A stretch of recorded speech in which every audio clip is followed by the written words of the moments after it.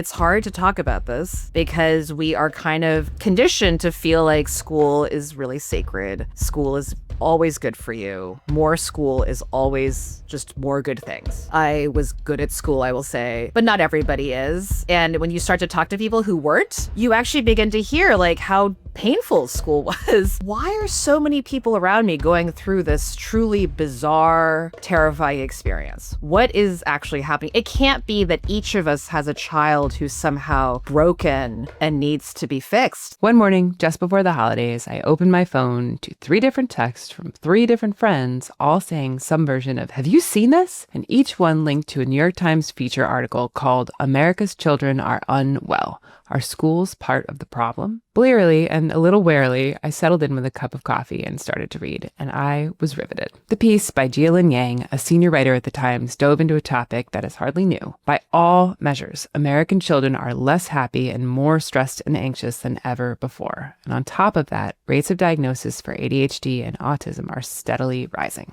Like I said, Jia Lynn's wasn't the first piece I'd seen trying to make sense of what was going on. But her take felt incredibly rational and oddly radical, because as research showed again and again that kids were struggling, the politicians and pundits positing and hand-wringing all about it seemed to be overlooking something very important, something Jia Lynn didn't miss. As she writes in her piece, quote, "No one in political leadership or our broader national conversation about mental health seems to be asking about the environment where children spend most of their waking hours. School. This vital, sacred, almost unquestionable institution, something we think of as a tentpole of childhood. But school isn't what it used to be, because the institution as we know it has changed in big, sweeping, policy-driven ways that can be hard to understand. And when Jia Lynn began investigating these changes, it led her to a big question, a question that has been obsessing me for years. What if school, this place that exists to benefit kids, is actually part of the problem? I'm Ray Jacobson, and today on Hyperfocus, Jia Lynn Yang.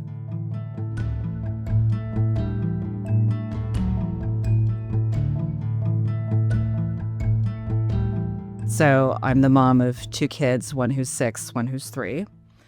And I think I went into parenting, I'm an only child too, so I think in a way, like I came into parenting like quite blind and with like sort of not low expectations, but I didn't have like, I'm not like, I haven't dreamt of being a mother like my whole life. And I have actually just been stunned by how much I just love being a parent. And my older child, who's now 6, immediately became a parent, had a different kind of brain. She was reading when she was 2.5. She was reading my copy of Charlotte's Web, and which was very sweet, but also a little bit, I was like, we're in a different realm right now. Something is different here. Yeah. And so that sort of led me down a very long road of trying to think about who my child is as an individual and what the school system offers. Yeah. So my daughter was in a preschool by the time she was about 2 or 3, I think. And right away, you're beginning to see how your child does in that kind of environment. I've actually ended up finding really fabulous schools for her, but then also went through an entire IEP process. We were living in New York City, so that was just an absolute monstrosity. Any of your listeners might be able to relate the sheer bureaucracy. I can relate to that, yeah. Of getting the IEP, your promised services. The services don't come. You find yourself doing essentially an entire other job in addition to your job, because that's what it takes. And my husband and I both basically had to like just spend huge amounts of time on this. It can be a very scary experience. There's no manual. Everyone you talk to is coming from their own quarter of it, right? So you might hear from a teacher this, then you just do Googling. You might find yourself listening to someone else saying, well, maybe it's this, maybe it's that. Do we need a neuropsych evaluation? Do we need an occupational therapist, a speech therapist? I mean, as I go on, it's like, it's endless, right? And because there's sort of, I think there's like endless possibilities, endless fear, endless people telling you things. I just think all of this combines to become a truly stressful experience. Just a long way of saying, like, when I thought about what I wanted to write about, I just thought I have to write about this somehow. And I have to figure out a way to write about it that's not simply like, here's what happened to me. Yeah. Or a thing that happened to me and my child, but as more of like, why, like, why are so many people around me going through this truly bizarre, terrifying experience? What is actually happening? It can't be that each of us has a child who's somehow broken and needs to be fixed. Then also, what does it mean for a teacher when, like, the number of IEPs in the classroom is just getting bigger and bigger and bigger? Somehow we have left the sort of old model of disability education and special needs education. We are now in something else entirely. So I kind of brought to the piece questions, but also kind of already deeply held beliefs that I had come to just from being a parent. When you say you came into it with, a reporter's mind, but also deeply held beliefs and like an interest in the subject, like, was what you found as you did your reporting what you were expecting to find, or was it a surprise? I think I was surprised, I have to say. I came to it, as I said, with the sort of deep, like, moral beliefs about, like, the worthiness of every child, right? So there was no, call it an opinion, if you will, but I'm not going to, there's no, anything I write is just going to come from that place. Like, everyone has just deep, deep dignity and inherent worth, and the writing has to be based on that. I think what I was surprised by is how much had changed recently in our education system, because I was born in 1982. I came up in the public school system in the 80s and 90s, and I really missed the entire No Child Left Behind, the Common Core change under the Obama administration. I had heard about these things, but I think I had not quite grappled with the larger systemic changes that had happened, both in that realm, but also in how we conceive of childhood and what we expect of children. But I think when you're a parent, maybe just to speak for myself again, like, you just think being a kid is being a kid. Being in school is being in school. These are like universal experiences. How different could it possibly be to be a child? And I think I was just surprised. I was reading histories of childhood, histories of school reform and school changes, and I was kind of shocked at how much had changed. And I started talking to people who are more skeptical. And it's funny, some of them were even saying to me, like, it's hard to talk about this because we are kind of conditioned to feel like school is really sacred. School is always good for you. More school is always just more good things, right? Education. And school success is desirable. Yeah, school success is desirable. Who doesn't want to be educated? And I don't want to say that I don't believe in education. I certainly believe in education. But I also think, there's kind of a do no harm principle here too, right? And if you talk to enough adults honestly, you actually begin to hear, like, how painful school was. This was one of the big reasons I wanted to talk to Jia Lynn, because it seems like whenever people start talking about what's wrong with kids today, nobody brings up school. Somehow, this huge part of life gets lost when we talk about mental health and what kids are going through. And I have to wonder if this is because some people flew through school while others didn't. I was one of the ones who didn't. School was rough for me in a variety of ways. I have ADHD and dyscalculia, and that made going to school, especially in the 1990s, a little extra difficult. But reading Jia Lynn's piece, it seems that today, neurodivergent or not, no one seems to be thriving in the modern school environment. Jia Lynn chalks a lot of these issues up to two big changes in school policy: the No Child Left Behind Act of 2001 and the Common Core, which came around 2010. These were sweeping national education policy moves that changed how kids learn and how school success is measured. I had a pretty basic understanding of what No Child Left Behind and the Common Core did, but I asked Jia Lynn if she'd take me deeper. So you kind of have to go in a time machine and imagine a time when schools were not rated. When you're looking at a real estate listing and there's like the school, like the great schools rating. Okay, that did not exist before. A child's test scores were a matter of, it was like a private matter between a child and a teacher. It was not made public. And then the schools and the teachers were not judged based on that. And that's really what No Child Left Behind and the Common Core regime, I think, introduced, which is this idea of accountability. And of course, when we say the word accountability, what could possibly be wrong with accountability, right? Your schools are low performing, let's say. You want them to get better.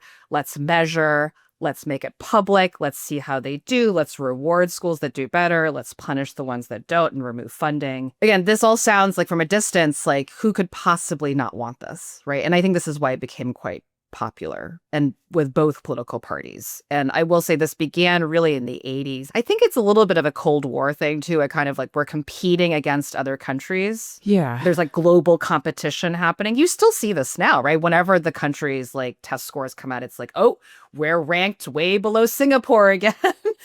We're always below. I don't know that we'll ever reach Singapore, whatever Singapore is doing.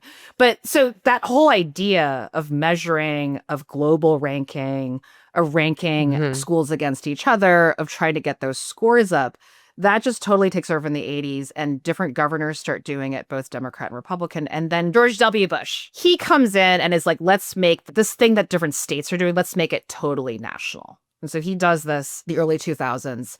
And now it is really kind of standard that every state is doing some version of this measuring and kind of taking the temperature all the time. When Obama comes in, I think it sort of goes on super drive because this is coming out of the Great Recession. School budgets are really low. And basically, the Obama administration embraces these new standards called Common Core, which is sort of these new national standards of learning for reading and math in particular, and says, if you take on these new standards and all the curriculum materials that come with it and the testing, we will give you more money. And so all the schools begin to then do that. They sort of, they take on, from what I understand, there's just an entire world of educational materials based on the Common Core standards, because that's sort of what took over.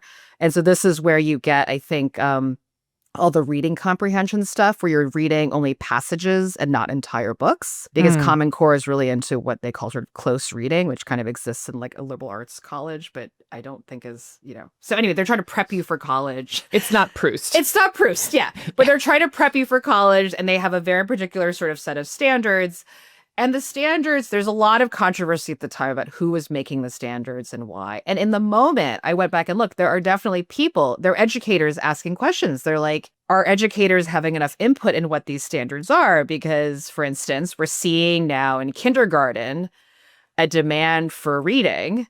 And we as educators and early childhood experts know that that is not always going to work for a child. Like some kids are going to be able to read at this level by the end of kindergarten and some will not. And in our experience as educators, that's okay.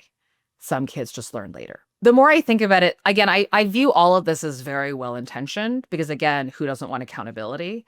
But when you imagine metrics coming all the way down into the classroom with money and budget attached, you can imagine distorting effects, right? So suddenly, let's just take the reading question, right? Which is really controversial because, as we know, the literacy rates are really low. Like, it's like we did all this and the literacy rates are really low.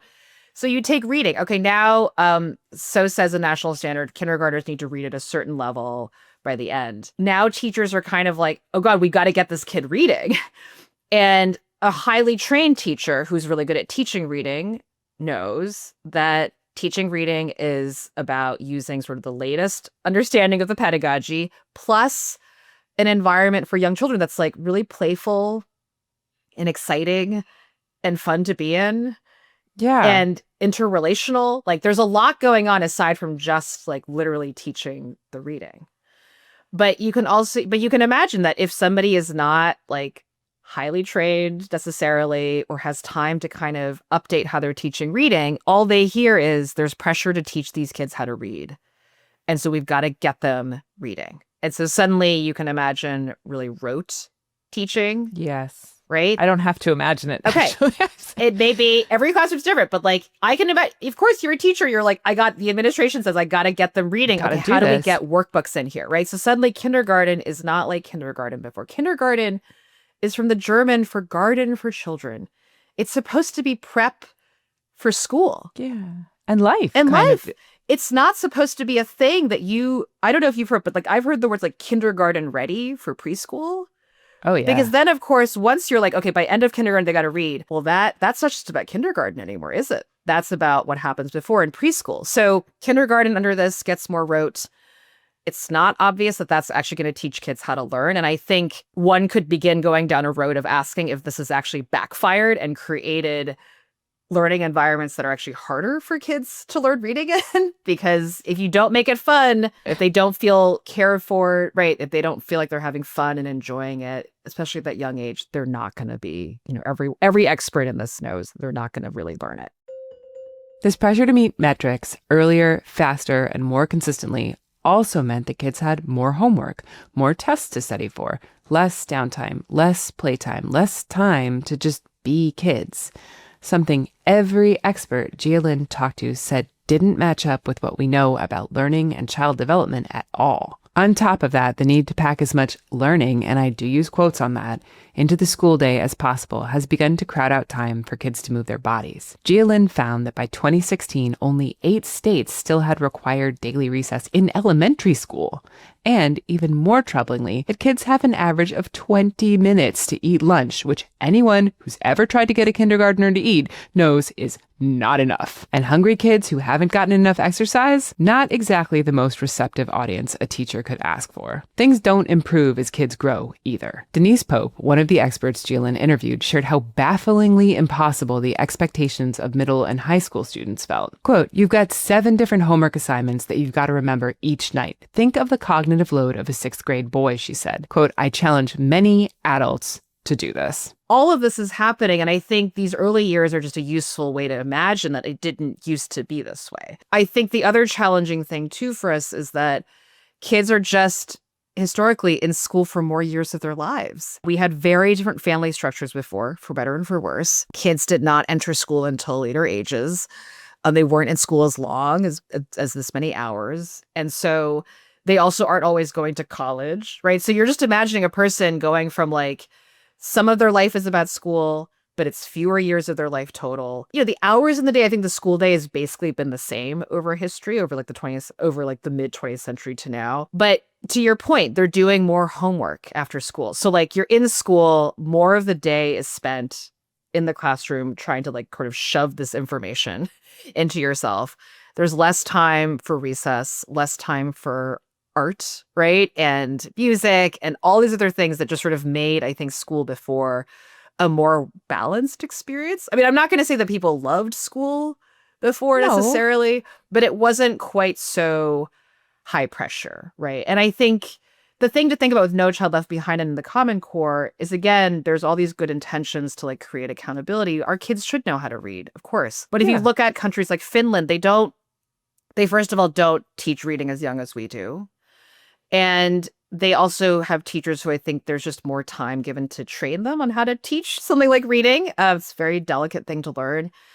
And they don't test constantly, right? So they're testing every now and then. It's almost like you want to sort of, you're testing the water just to be like, is this working? But I think we've entered into a system, if you listen to teachers, where like we're testing so much that the testing becomes the point. And not a check on whether what's happening in the classroom is really working in a holistic way. We tie school metrics to school funding, and in doing so, we make it basically impossible for schools to be flexible and to think of kids in like this kind of education rather than success first way. Right? We no longer have time to be like, yeah, like she's figuring it out, we've tested and there's progress and that's okay. It's like, she's got to meet this score. If she doesn't meet this score, we're not going to get the funding that we need to even provide services for the kids who we know need them, or like the lunches that we need to offer. All of those things combined with the Common Core classes mean that there's no longer the Garden of Kinder. Oh, the Garden of Kinder is like it's been raised. Yeah, it's nothing. There's no like little. You don't have like little green shoots coming out, right? Yeah. Like it's like a cliche, but the analogy I think is so useful for children is like, or I think of as a parent, you are like you have soil, right? You have water, you have sunlight. Yeah. You're trying, but you can't like yell at a plant to grow. You can't test a plant into growing. Like, it's not going to grow faster if you test it more. Yeah. You have to know, is the pH in the soil okay? Are you watering too much or too little? Like, it's a very, it's really an art. It's a process. So I think what surprised me about writing the piece is that, like, I began thinking about the sort of the kids who are considered the outliers. But as I began to imagine it for everybody, I was like, I don't think this is it's not working for anybody. Is this working for the other people? Like, genuinely? Like, I mean, and maybe some people, again, will say school always was terrible. No one ever liked it. But I guess, can we dream a little bit bigger that it would be a place that people would want to be at? It's compulsory. I mean, I think that's also the part that's like really difficult.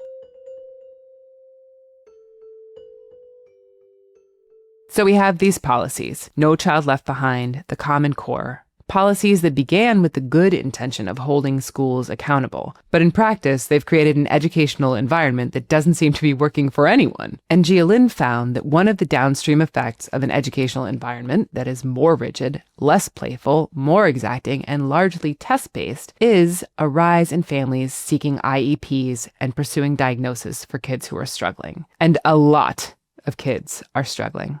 I think once you're in the world of the neurodivergent, let's call it, you're kind of already like, okay, you don't fit. But I do think the numbers suggest that more kids aren't fitting. When any deviation from the norm is an issue, a lot of people start to sink. Neurodivergent kids, kids who are just young for their grade, kids who simply learn at a different pace or in a different way, kids who don't perform well on tests, kids who are going through things at home. It's a long list, especially when you consider that these are all just kids. Kids who these policies were intended to help. Kids who are just trying to get an education. And Jia Lynn told us that it wasn't only kids who were struggling. Teachers had reached out to tell her how hard it was trying to meet exacting standards while trying to keep kids engaged and excited about learning. And on top of that, as more and more kids needed support, teachers were struggling to navigate high numbers of IEPs, oftentimes without much or any training on learning disorders or neurodiversity. I think that dynamic is really hard on everybody. I think with the diagnoses, it's funny, when I began working on the piece, I actually was not even necessarily looking at schools. I was looking at the whole diagnostic world. You know, I have read entire like manuals for professionals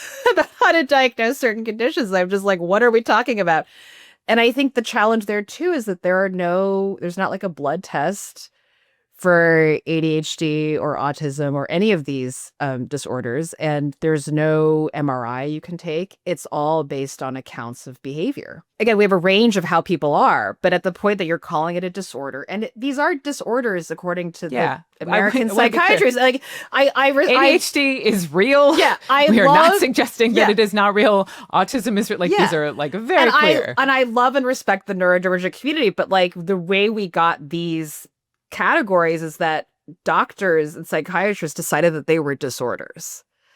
And there's an entire giant book called the DSM to tell you whether you have the disorder or not. And it is a book of disorders. It's not a book it's not a book about beautiful human like flourishing and diversity. It's like it's like true. There's something straightforward. Yeah, there's something wrong with you. And so I think that like once you understand that these are categories that are also changing over time. As I was learning about that, I was really stunned to learn that like the DSM gets revised every so number of years, right? Of again, how do we decide what's autism, what's ADHD, and the rest?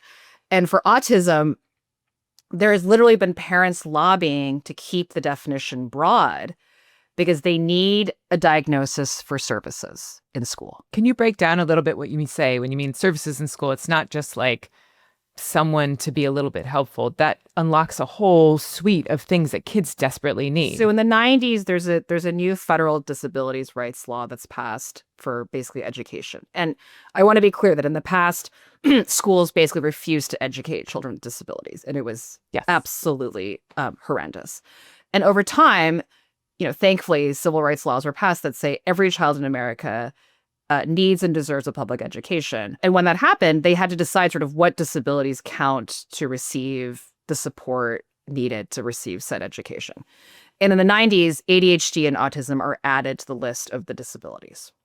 And so right away, again, these diagnoses don't exist in like some sort of perfect glass petri jar studied by scientists. It's all connected to the culture and society around it, right? So once you say you can get OT and speech if you have this diagnosis, well, the diagnosis is helping your kid then. The services are helping your kid. You don't want to get rid of the diagnosis, and the diagnosis itself becomes sort of litigated by parents, patients, everyone, because there's so much attached to it. And so I think that was my other clue that, again, school and the diagnoses are connected, because if you're saying that you have to have a diagnosis to get this help in the school, the diagnosis is about school on some level too, right? It's like you need to have a diagnosis to perform in the school. And I think that's where, again, we're getting a little distorted about what we're talking about, because yes, the child has certain needs, but they have certain needs in school in particular. And so what does that mean about school and what's being asked? And are these also services and accommodations that everyone could benefit from? I mean, if everyone is getting a diagnosis because it's helping them, yeah, doesn't that just mean that more people will want these? I mean, again, when you learn about what the accommodations are, right, often it's like, my child needs to get up and move. They can't sit in the chair for this many hours because they have this diagnosis. That's another example of like, could other kids benefit from this? this idea of accommodations for all has a name. Universal design. This just means that when you create an educational environment that supports all kinds of learners, everyone benefits. For example, a kid with ADHD who has trouble staying in his seat might have an accommodation that says he's allowed to take movement breaks. But if you think about it, wouldn't every kid benefit from that? Does anyone like sitting for long periods of time? Who doesn't think better, work better, feel better when they have the chance to move their body? But this can also go the other way. The less accommodating the general environment, the more people feel the need to seek out specialized accommodations or support. This is true for everybody, but especially for people who are neurodivergent. That's like the point about all of these things to me often is that like I have ADHD. I use the word disorder because for me, that's what it's been. Yeah. But it's largely been that because I have to live in a world that requires things of me. Yes. And it should require things of me. I don't want to opt out. I want to be able to go to the same school as my friends. I want to be able to learn the things that I want to learn and to have a job so that I can feed my kid. And I want my kid to be happy and be able to go to school. In order to do that with a brain that doesn't do things in the way that is the typical expected way, I honestly feel like I've like cleaved to the word disorder because I'm like, I need you to take me seriously. Yes. This is real for me. This is not something that I can like negotiate my way out of or like be better my way out of. You know what I mean? And like, I find that one of the things that like is so hard about all of this is that like you do want kids to get help and to get backup. But when it's every kid, when the numbers are this that's high, the problem. Yeah. Like, yeah, when the numbers are this high, we're failing children because we're not saying kids can, like, there is no diversity of brain, period, let alone neurodiversity. Like, it is, you are not allowed to be in any way different than what's required of you. And what's required is not reasonable. And I think that's where I was just stunned to learn about preschool expulsions. That blew my mind. That has been going on for a while. And I fear to say, no surprise, it's often low-income kids. It's often Black kids. It's like just and when I hear that, I just imagine overwhelmed teachers who just don't know what to do.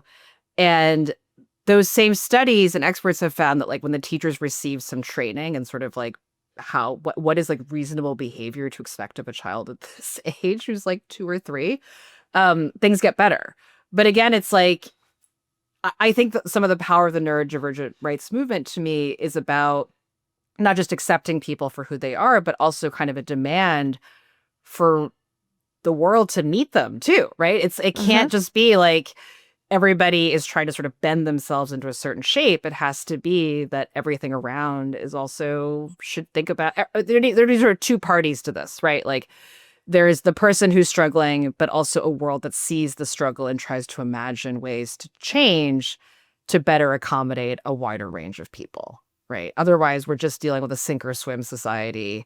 And I don't know why you would do sink or swim for small children or any Why child. would you do sink or swim for anybody? Yeah. Honestly, It's like that's just not, again, not a world I want to live in. Like, just not. No, it's not going to work. I mean, at a certain point, if you can't educate this many people in the society, it's going to affect your democracy. Like, Absolutely. it's not just an individual problem anymore. And I just think the numbers, I mean, especially ADHD, they just keep getting higher. And this is the thing: schools are sort of like not pushing for ADHD diagnosis, but they are creating the need for parents to go seek, like you said, these billable insurance, gotta be claimable, billable. Service-based I'm gonna need a label for this. Yeah, I'm not seeing an IEP here, so I can't really let your kid get up, which is like, that can't be right. But that pushes people into this clinicalization of things that would otherwise be traits. But for kids for who there is no like way around it. Like they are going to struggle. There could be a million different things going on. Maybe it's like the world's freest school and they're still having a hard time because that's just the brain that they have. You hear, and you went through this, I've been through this. We know so many parents who've been through this. People who are also fighting tooth and nail for months, years. Like you said, it's like a full second job to get that help for their kids. And it feels very like, what's the, Ouroboros, like the snake eating its tail thing to me, which I did one time see a meme, which was a picture of the Ouroboros, and it just said, "Never understood this lizard. Is he stupid?" Which I think about it all the time. That's what's happening here. It's exactly what's happening here. Because it's just like you have kids who really need help, but that help is tied to the school being able to have the funding to provide the help. Yes. So the school also has to meet these wild and unreasonable expectations that don't work for kids and don't work for teachers and don't even really work for the thing that they want to do, because education and school success are not the same thing. It's totally mind-bending. And I think with the medication debate, I just feel it's like, of course, people end up needing medications for their children. You're saying like either you can participate in school or you can't. And then where does that leave people? Like everything, right? If you pathologize everything, then nothing means anything, right? There is such a thing as ADHD. It is a thing that you can get help with that has specific things that like you can get better at, or you can get medication for, or you can like work around in schools. That's what a real IEP should do. Yeah. If every deviation from the norm becomes a clinical problem because it's not doing what we need to do so that the school can get the things that it needs, what are we doing here? Yeah. Like, what is the point? Yeah. You know, like, And I think if the bottom line about education, and people differ on this, but I think, you want kids to fall in love with learning. yeah. Full stop. Yes. Full Like, stop. nothing else comes after. If you do not check off that box, nothing proceeds. You're not going to learn how to read. You're not going to learn math. Like you will. It all becomes a chore. It all becomes a chore. That to me feels like something widely understood by educators and childhood experts, that you have to fall in love with learning and you have to feel like the school wants you to be there. Like these are all like, yes. and You're not think, a problem. And I just think if we've lost sight of that, and we now have a system where children are feeling like they're getting diagnosed with disorders, I just think that sets a person up to feel like there's something not right with them. That's not setting up a child to fall in love with learning. As Jia Lynn and I were talking, I was struck again and again by how huge the implications of this experience are. Because what is school but the place where we begin to shape our ideas, not just of the world, but of ourselves? What we're like, what we're interested in, where we fit, what we're capable of, who we are. And if the message that kids get from this place where they spend so much of their time is that they are broken, that they need fixing, that they are failing, what does that say? It just breaks my heart to think about that you are just starting out as a human being and the message you're getting from the adults around you is that you're a failure. I just can't. It's just the worst outcome imaginable to me. I think longer term, I think that makes people really distrust authority, really distrust so-called experts. In a way, your first exposure to the world of like learning and expertise is school. And if that environment is making you feel like you're not good enough, I think that can make a person really distrust authority and feel like they are on their own, right? Because the system has already spoken and the system has sort of said you're hopeless. When that's your experience of school, and all of these sort of national political leaders are saying, well, if you can't cut it at school, you can't cut it in life. And yet we see so many examples of people every day who are doing great. And not only doing great, like they are the greatest at what they do, right? All kinds of people. They are running businesses. They are podcast hosts. They are athletes. They are artists. Like there's just so many different ways to be in the world. And I think we have to just somehow, what we know as adults that is true, because we see examples around us all of the time, right? I think about this as a parent all the time. Like, what do my kids actually need to know? And I think about my day. Like, I'm not like in their world when I think about that question. I think about my world, right? It's like, what do I need every day to live the kind of life I want my kids to have? And none of that involves math level. It's like nothing involves like how fast are you reading today? Yes. My 3-year-old, like, does he know his letters? Who cares? Nothing that I'm talking about or thinking about for myself as an adult that is really like vitally important skills has anything to do with any of that. And so I think we just have to actually in a way reflect on like as adults, what are we needing to get to like live a full life? And I think those things just have a lot more to do with, belief in yourself, right? Like a knowledge of yourself, a love of learning, an openness to all kinds of ways of doing things like that. I just feel like if we just that's just me, right? Those are sort of my value sets of like what some of the things that mattered to me most as an adult. Like, how do we get that into the school system? Because otherwise we're sort of telling people, okay, you got to get through this so you can get to so you're in preschool to get to kindergarten. You're in kindergarten to get to 5th grade. You're in 5th grade because in middle school they're going to ask more of you. You got to be ready for middle school. Don't want to be the only kid in middle school who can't do X, You got Y, to track and Z. your homework in middle school. You got to like, oh, here comes high school. Oh, here comes college. It's like we keep telling people that like on the other end of this, there's something waiting. And I'm on the other waiting side. Is more homework. More homework. And I'm just one person on the other side. I'm a 43-year-old woman. Like, I'm on the other side. And I'm here to say for my kids, like, they don't need, like, that's not what we need right now. I mean, learn it. I think every day about how much I don't use algebra. I know. Just think about it all like, the time. make the conditions where if a kid wants to learn like, make it fun to learn a different thing. Right? Yeah. That's fine. And it's okay to learn something that you don't use every day. But certainly don't leave aside those core values in pursuit of a thing that's just like one subject in school, right? There's just a price. If you sort of chase it so hard that you lose everything else, you'll both lose everything else that sort of the values part of school, right? And you even lose learning the algebra. Like, you're not going to learn the algebra if you hate school. Yeah. It's not happening. All of that is like what I think about as a parent, and what it would take to change it, that like we should be getting back to what I look for schools for my kids is like, do they understand that we're trying to like raise a whole person? And do they understand the conditions that you need to really make people feel, good about themselves, about being a learner? Like that's kind of the bot. Like, is my kid going to love learning after being in this environment? And that's kind of the one and only question. Other things may follow, but if step 1 is not being established, it's going to be really hard to get to steps 2, 3, 4, and 5. And there's no algebra in that. there's no way to get to algebra. I actually loved algebra as a kid. Like I it made my brain happy, but it only worked because I loved learning and I was around teachers who inspired me. And I don't use it, but it was a positive experience. But there's no need to make a person feel horrible about themselves I'm laughing, but it's so bad, out of the gate. And I think people do carry it well into adulthood, I have to imagine. I can attest. Yeah. And it does stay and then with what you. are we doing? Right, at that point. Yeah, then what is this all for? We've gone way past do no harm, and we are actively harming. And if you honestly, if you step way, way back, right, like what is the point of compulsory public education?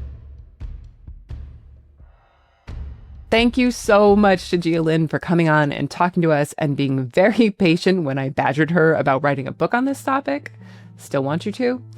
If you want to read more of Jia Lynn's work, you can find her on nytimes.com. Thanks for listening, and we'll see you next time.